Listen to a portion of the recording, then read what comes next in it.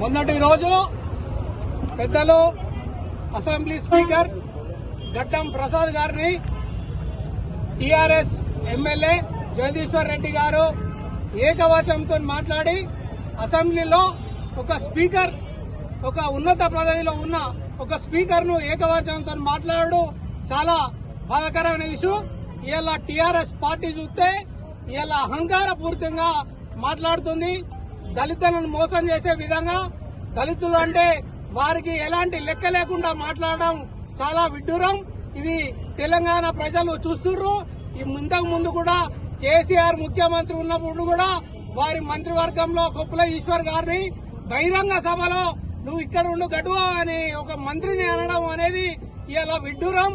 అంతేకాకుండా ఇలా తాటికొండ రాజయ్యను ఉప ముఖ్యమంత్రి చేసి 4 నెలల లోపట్లే బర్తరఫ్ చేసి ఇలా దళిత జాతిని అవమానించే ఇలా బీఆర్ఎస్ పార్టీని బొందబెట్టి ఇలా కాంగ్రెస్ పార్టీ అధికారంలోకి రాగానే ఇలా పెద్దలు ముఖ్యమంత్రి రేవంత్ రెడ్డి గారిని ఒక దళిత అభ్యర్థిని, ఒక దళిత బిడ్డను ఇలా స్పీకర్ చేస్తే ఓర్చుకునే పరిస్థితిలో లేక ఇలా టీఆర్ఎస్ ప్రభుత్వం దళితుల మీద దాడి విధంగా ఇలా మాట్లాడడం విడ్డూరంగా ఉంది.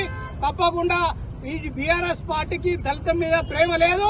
ఎందుకు అంటే వాళ్ళ ఓట్ల కోసం మాట్లాడతారు తప్ప ఇలా దళితులను అవమానించే విధానం ఇలా బీఆర్ఎస్ పార్టీ అహంకార బలంతో ఉన్నది.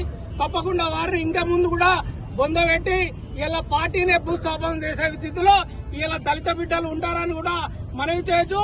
ఇలా డాక్టర్ బాబాసాహెబ్ అంబేద్కర్ రాసిన రాజ్యాంగాన్ని ఇలా మనం భారతదేశంలో అవలంబిస్తున్నాం.